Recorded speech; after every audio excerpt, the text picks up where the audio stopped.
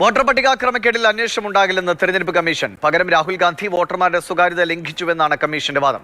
Special intensive റിവിഷനുമായി മുന്നോട്ടു പോകുമെന്ന് വ്യക്തമാക്കിയ മുഖ്യ തെരഞ്ഞെടുപ്പ് കമ്മീഷണർ ജ്ഞാനേഷ് കുമാർ രാഹുൽ ഭരണഘടനയെ അപമാനിച്ചുവെന്നും ആരോപിച്ചു.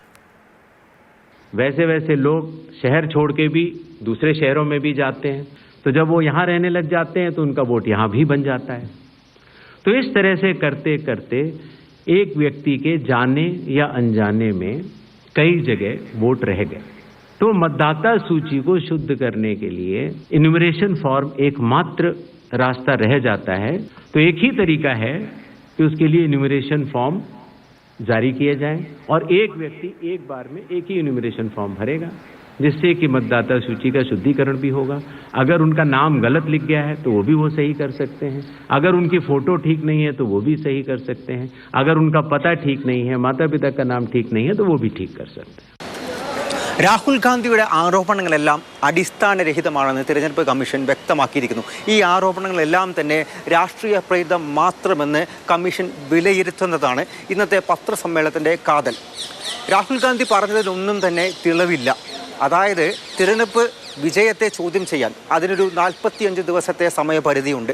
അതിനുശേഷമാണ് രാഹുൽ ഗാന്ധി ഓരോ ആരോപണങ്ങളും ഇപ്പോൾ ഉന്നയിച്ചുകൊണ്ടിരിക്കുന്നത്. രാജ്യത്തെ എല്ലാ വോട്ടർമാരെയും കള്ളന്മാരാക്കി നുണയന്മാരാക്കി നിർത്തിയിരിക്കുകയാണ് എന്നുള്ള കാര്യം കൂടി തിരഞ്ഞെടുപ്പ് കമ്മീഷൻ, പ്രത്യേകിച്ച് മുഖ്യ തിരഞ്ഞെടുപ്പ് കമ്മീഷണർ ജ്ഞാനേഷ് കുമാർ വ്യക്തമാക്കിയിട്ടുണ്ട്.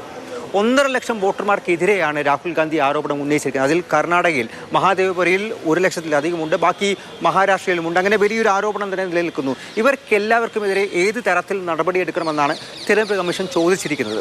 എന്തായാലും ഒരു അന്വേഷണം രാഹുൽ ഗാന്ധിയുടെ ആരോപണങ്ങളിൽ ഉണ്ടാകില്ല, ഇനി ഒരു അന്വേഷണവും ഉണ്ടാകില്ല ഈ ആരോപണങ്ങളിൽ എന്നുള്ള കാര്യം തന്നെയാണ് വ്യക്തമാക്കുന്നത്. അതിന് അവരൊരു വാദമായി ഉന്നയിക്കുന്നത് ഈ 45 ദിവസത്തെ സമയപരിധി തന്നെയാണ്.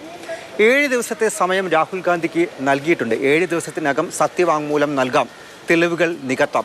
അതല്ലെങ്കിൽ ഈ ആരോപണങ്ങളെല്ലാം അടിസ്ഥാനരഹിതമാണ്, വെറും പൊള്ളയാണെന്നുള്ള കാര്യം രാജ്യം തിരിച്ചറിയും.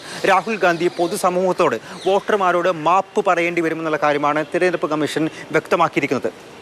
SIRൽ നിന്ന്, സ്പെഷ്യൽ ഇൻറ്റൻസീവ് റിവിഷനിൽ നിന്ന് പിന്നോട്ട് പോക്കില്ല എന്നുള്ള കാര്യം കൂടി തിരഞ്ഞെടുപ്പ് കമ്മീഷൻ വ്യക്തമാക്കിയിരിക്കുന്നു. ബീഹാർ മാത്രമല്ല മറ്റ് സംസ്ഥാനങ്ങളിലേക്കും SIR വ്യാപിപ്പിക്കുന്നത് ആലോചനയിലാണ്. അത് ഉചിതമായിട്ടുള്ള സമയത്ത് തന്നെ തീരുമാനമുണ്ടാകുമെന്നുള്ള കാര്യം കൂടി ജ്ഞാനേഷ് കുമാർ വ്യക്തമാക്കിയിട്ടുണ്ട്. വോട്ടർ പട്ടിക സുതാര്യമാക്കാൻ, ശുദ്ധീകരിക്കാൻ വേണ്ടിയിട്ടുള്ള നടപടി മാത്രമാണ് SIR. അത് മുൻപും ബീഹാറിൽ നടന്നിട്ടുണ്ട്, മാത്രമല്ല ഇപ്പോഴും നടക്കുന്നു. ഇപ്പോഴും അതിൽ പ്രശ്നങ്ങളുണ്ടാകാം, പിഴവുകളുണ്ടാകാം. അതൊക്കെ എന്തായാലും സമയമുണ്ട്, അതെല്ലാം തന്നെ തിരുത്താൻ സമയമുണ്ട് സെപ്റ്റംബർ 1-ാം തീയതി വരെ.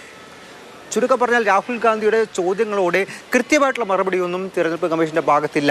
ചില കാര്യങ്ങളിൽ, അതായത് വീട്ടു നമ്പറിൻ്റെ അടക്കമുള്ള ചില കാര്യങ്ങളിൽ മറുപടി പറയുന്നുണ്ട്. അതെല്ലാം തന്നെ ഒരു തടിയൂരൽ മാത്രമായിട്ടാണ് ഇവിടെ കണക്കാക്കാൻ സാധിക്കുക, കാണാൻ സാധിക്കുക. അതിനപ്പുറത്തേക്ക് കൃത്യമായി രാഹുൽ ഗാന്ധിയെ പ്രതിസ്ഥാനത്ത് നിർത്തി രാഹുൽ ഗാന്ധിയുടെ ആരോപണങ്ങളെല്ലാം വെറും പൊള്ളയാണ്, അടിസ്ഥാനരഹിതമാണെന്നുള്ള കാര്യം വ്യക്തമാക്കാനായിരുന്നു ഇന്നത്തെ തിരഞ്ഞെടുപ്പ് കമ്മീഷൻ്റെ ആ ഒരു പത്രസമ്മേളനം എന്ന് പറയുന്നത്. ഡൽഹിയിൽ നിന്നും അർജുൻ പീതാംബരൻ, മാതൃഭൂമി ന്യൂസ്.